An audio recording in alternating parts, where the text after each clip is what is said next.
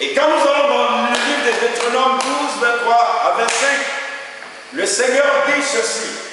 Nous allons les lire aujourd'hui afin que nous comprenions quelque chose qui est très utile.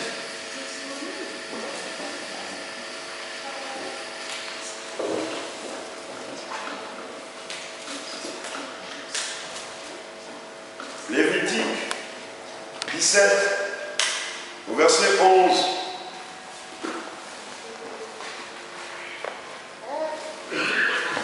Je vais commencer à partir du verset 10 pour que nous comprenions. Je lis la parole de Dieu. Nous rendons grâce à Dieu. Si un homme de la maison d'Israël ou des étrangers qui séjournent au milieu d'eux mange du sang d'une espèce quelconque, je tournerai ma face contre celui qui mange le sang et je le retrancherai du milieu de son peuple. Pourquoi? Car l'âme de la chair, c'est le sang. Alléluia. Car l'âme de la chair, c'est le sang. Je vous l'ai donné sur l'autel afin qu'il servît d'expiation pour vos âmes. Car c'est par l'âme que le sang fait l'expiation. Allons-y dans le livre des Deutéronome. Je lis la parole de Dieu et nous rendons grâce à l'Éternel. Seulement, garde-toi de manger le sang, car le sang c'est l'âme. Et tu ne mangeras pas l'âme avec la chair. Tu ne le mangeras pas. Tu le répandras sur la terre comme de l'eau. Tu ne le mangeras pas, afin que tu sois heureux, toi et tes enfants après toi, en faisant ce qui est droit aux yeux de l'Éternel.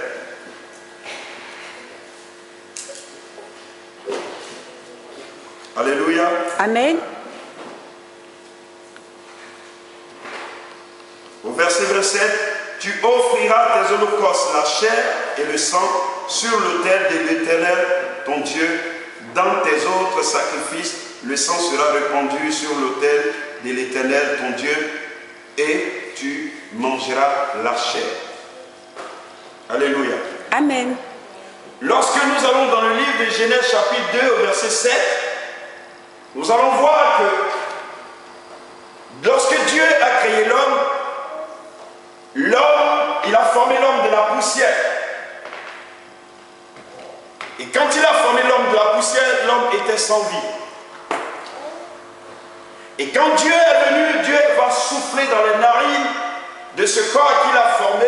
Il va souffler son souffle, qu'on appelle le souffle de vie. Et c'est là que l'âme est devenue une âme vivante. Or ici, l'Éternel dit que le sang et l'âme sont un. Et qu'on ne doit pas manger le sang, parce que si on mange le sang, c'est comme on a mangé l'âme. C'est pourquoi lorsqu'on a un animal, on l'égorge, on verse le sang.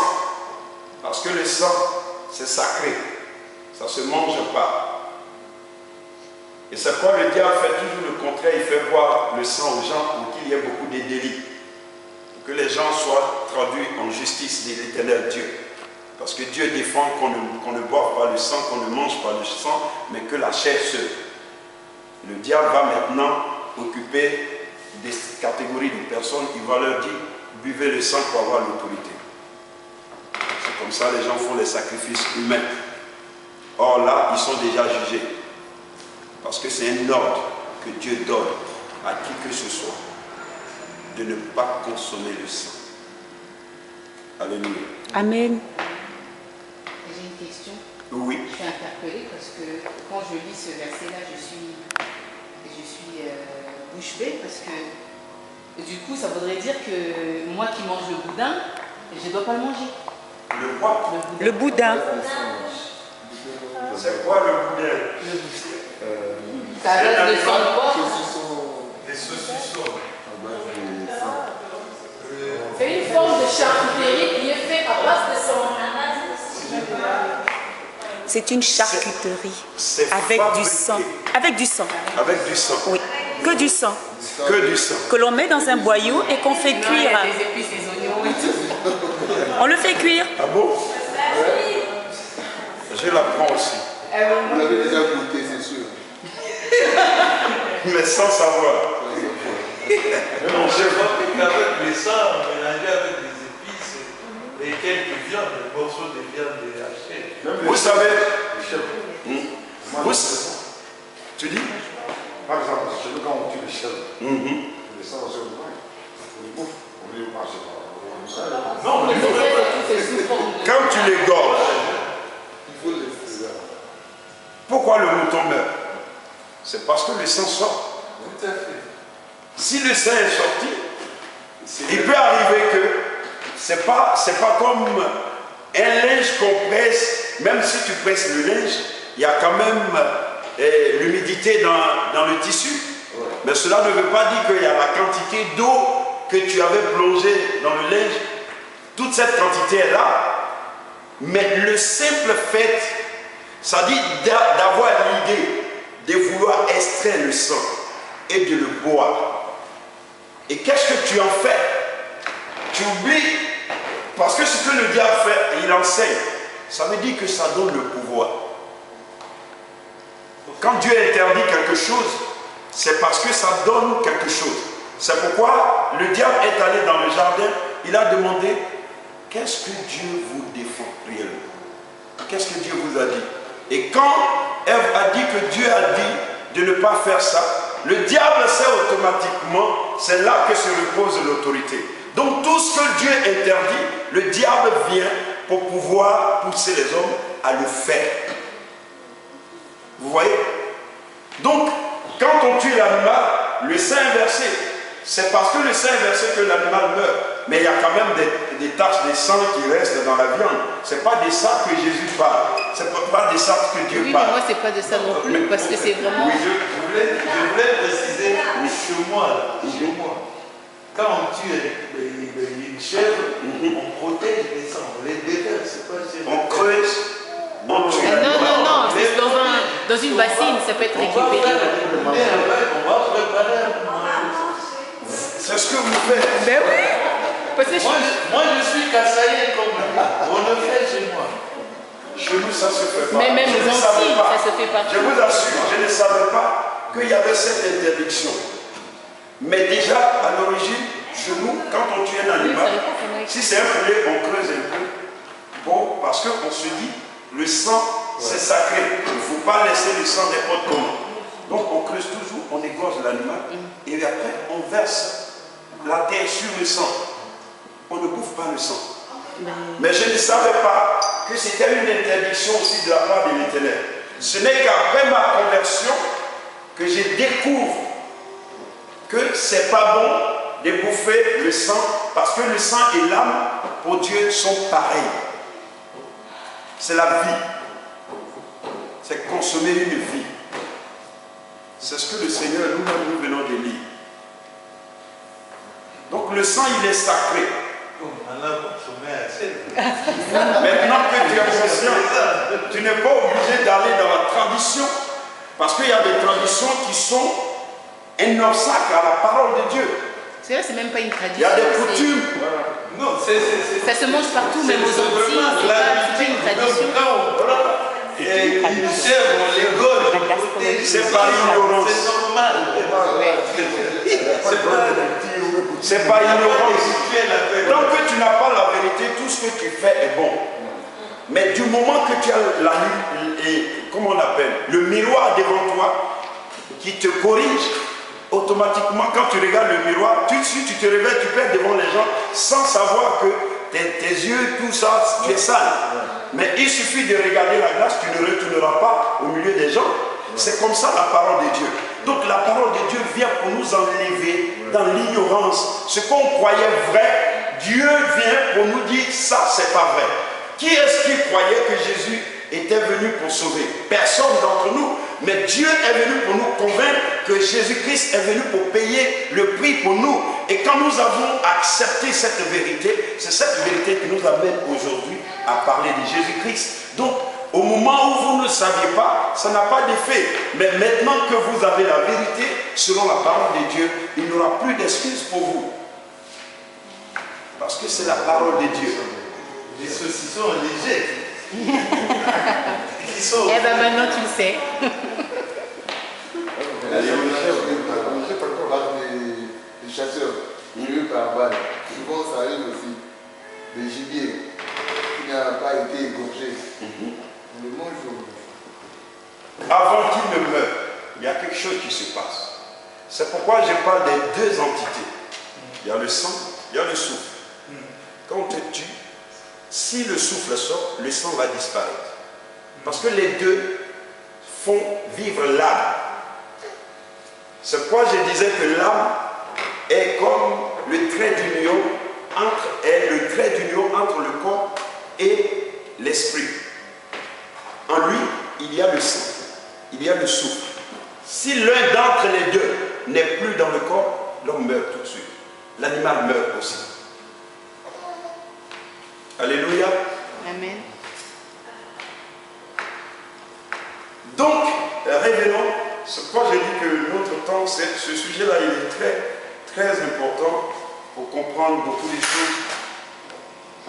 Donc, je disais, selon la parole de Dieu, c'est Dieu lui-même qui a dit. Ce n'est pas quelqu'un. Et avec la parole de Dieu, il n'y a pas de l'à peu près où je prends ou je ne prends pas. Où tu prends, tu es avec Dieu. C'est pourquoi le Seigneur dit que tous ceux qui ne sont pas avec moi sont contre moi. C'est-à-dire, quand tu n'acceptes pas une vérité venant de la part de Dieu, c'est que tu es contre Dieu. Et là, nous devons faire attention, tout ce qui nous convient selon la parole de Dieu, nous devons l'accepter. Même si nous avons beaucoup longtemps resté dans une certaine position, ce n'est pas pour autant que nous serons excusés, parce que maintenant que la vérité est venue, nous devons marcher selon la vérité. Amen. Alléluia. Amen. Donc, c'est dans le processus de l'âme, c'est cela que je voulais que nous retenions. Et Jésus-Christ lui-même, quand un événement devait venir, il a parlé du trouble de son cœur. Il dit qu'il est troublé, son âme est troublée. Pourquoi? Parce que quelque part, ils vont commencer à le flageller. Quelque part, ils vont commencer à le chicoter. Quelque part, ils vont commencer à l'insulter. Or, tout ce qui est en rapport avec la chair fait très mal. Alléluia. Tout ce qui est de l'esprit, ça ne fait pas mal.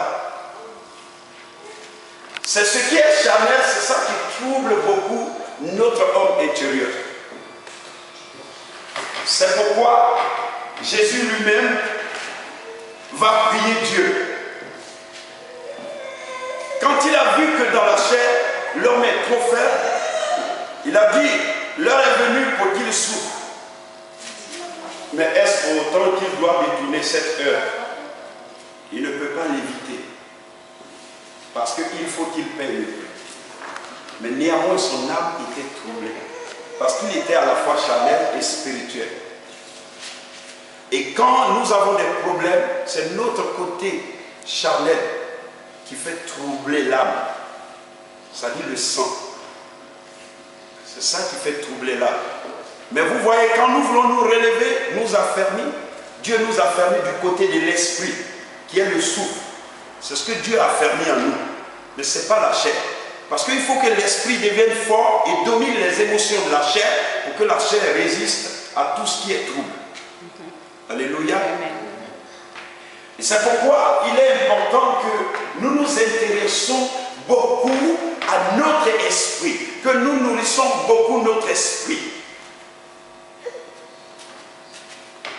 L'esprit de Dieu en nous, c'est-à-dire l'esprit humain, le petit esprit qui est le souffle de l'éternel Dieu en nous, nous devons prendre soin de cela plus que ce qui est de la chair. Parce que le trouble vient du côté de la chair. Mais l'affermissement vient du côté du souffle, de l'esprit en nous. C'est ce que nous devons retenir au niveau de l'âme. L'âme est très fragile. L'âme est troublée en nous parce qu'elle gère deux forces qui fait de lui l'âme, le sang et le souffle. Et c'est là où nous donnons beaucoup de privilèges qui fera que nous serions affermis ou nous serions toujours continuellement fragiles. Si nous penchons du côté du sang qui est la matière et donc qui ne fait pas de la chair, nous allons toujours rester faibles. Mais si nous marchons beaucoup par l'esprit, nous serons toujours forts. Il y a des gens qui meurent par une mauvaise nouvelle. On dit, ton frère, peut-être celui qui payait tes cours ou ta formation, il est mort.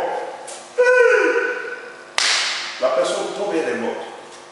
Sous l'émotion, elle est morte.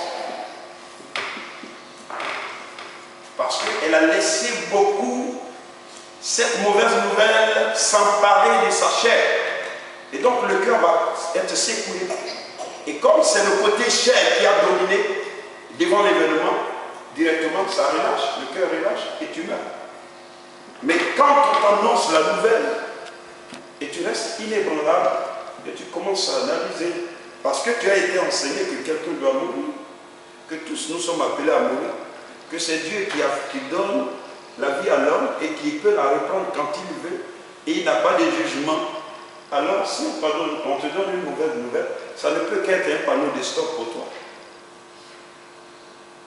Le chauffeur, quand il voit un panneau de circulation, il tique d'abord, mais après, il va commencer à voir, ah c'est un carrefour, donc qu'est-ce que je dois faire?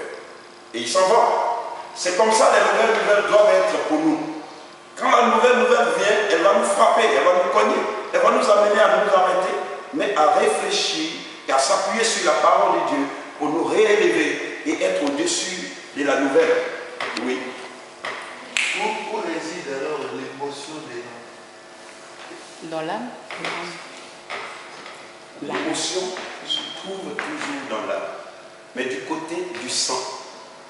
C'est pourquoi j'ai dit dans l'âme, c'est ce que Dieu vient de dire. Dans Genèse, au chapitre 2, au verset 7, il a parlé que l'âme est devenue vivante quand il a soufflé.